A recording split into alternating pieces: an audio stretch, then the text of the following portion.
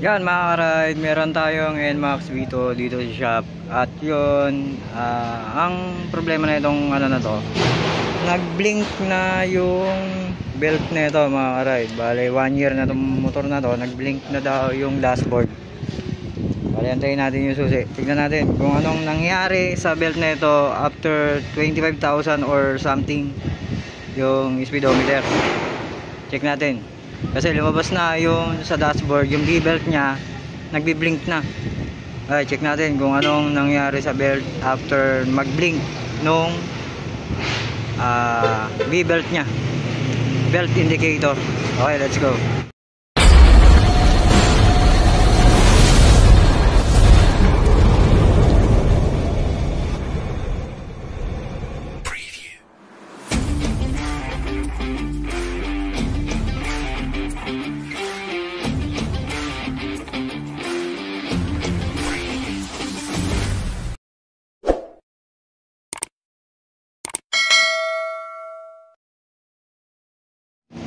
At yan, ito na nga mga karay, yan yung indicator ng V-belt.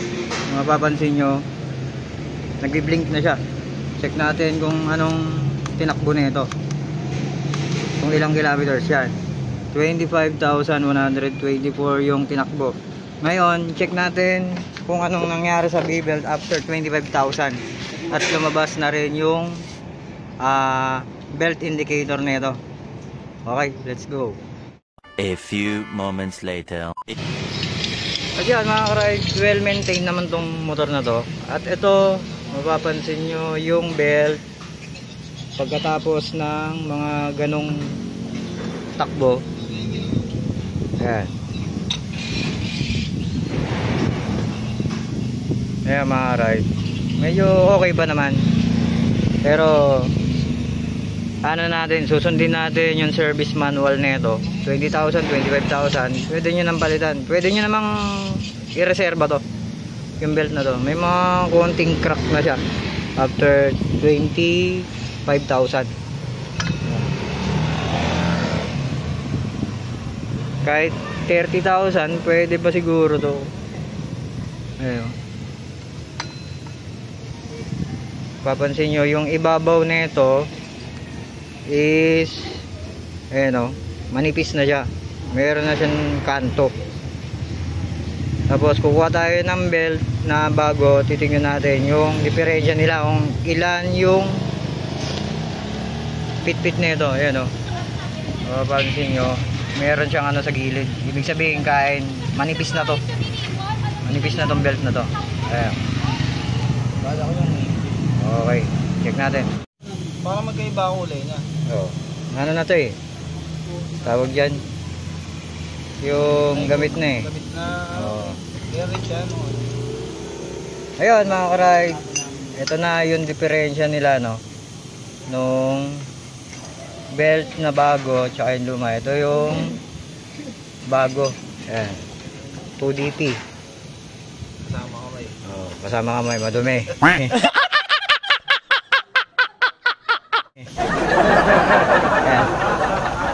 Mapapansin nyo, mas malapad yung bago. Kasi nga hindi pa siya pit-pit. Hindi pa siya ipit na ipit. Ito, manipis na to. Tingnan nyo, may kanto na siya sa ibabaw. Ayan.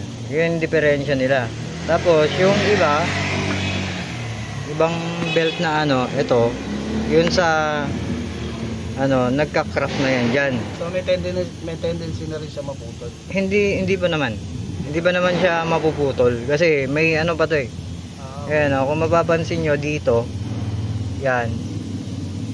Ano yan eh? Parang tela. Tela. Tela yan na matigas. Ayan o. Okay. Ayan, Parang kaya hindi, oo, hibla. Parang sinulid na ano yan, pampatibay sa Parang belt. gulong din pala yan. Oo. Para may fly. Oo.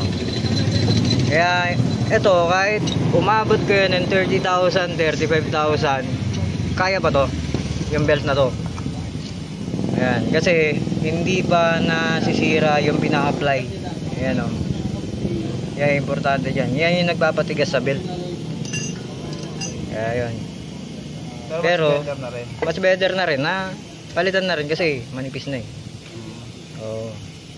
Para masunod yung service manual na itong NMAX Vito na ginagawa natin. Okay. Ang gwapo ba ng mayari? Baba ba ng may-ari, yun o.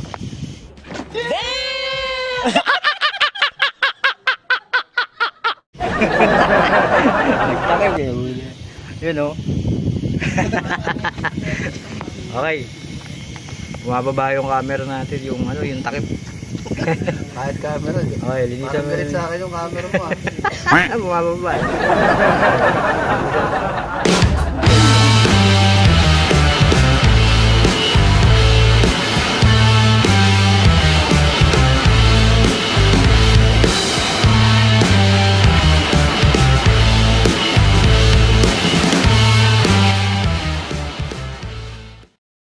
Yan, okay na mga karide na linis na natin pang gilid, napalitan na rin natin ng belt, tapos diretso na rin natin pinalitan yung slider mga karide. Yan, okay na to. Tapos ngayon magre-reset naman tayo dito sa B-belt. Wala namang dalawa ulit ko eh. Chinelas saka ano. Yan, long press lang, hanapin nyo muna yung trip, tapos nakaano dun sa B-belt. Yung huli Yan. ko na. Tapos yung bago ko yung ano eh. Yung helmet ko yung nutshell. 1.5. Yung mabigat yung helmet. 1.5. Yan, okay na siya, zero na siya ulit. Eh sa Yan, hindi na nagbi-blink yung B-belt mga karide. Okay. Substandard ito malaki. Good. Lang, ano eh. Start natin.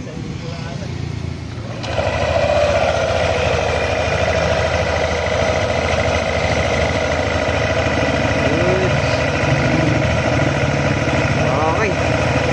Assembly na natin to. A few inches later. Wala masyadong tao. You know, satisfied customer yan. Yan po yung ano. Salamat ka, Ray.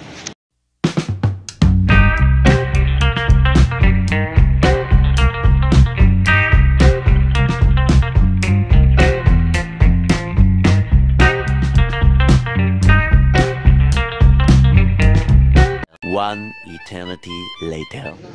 At yan, inabot na kami ng gabi pero tapos na lahat mga karide. Yun. Ginagawa naman namin to. Pantanggal pagod. Yun, tapos din. Oh, kalat pa. Pero ito lang, pantanggal pagod lang. Chat muna. Yun o. Okay, hanggang dito na lang. Mga karide, babush. Okay. Peace out.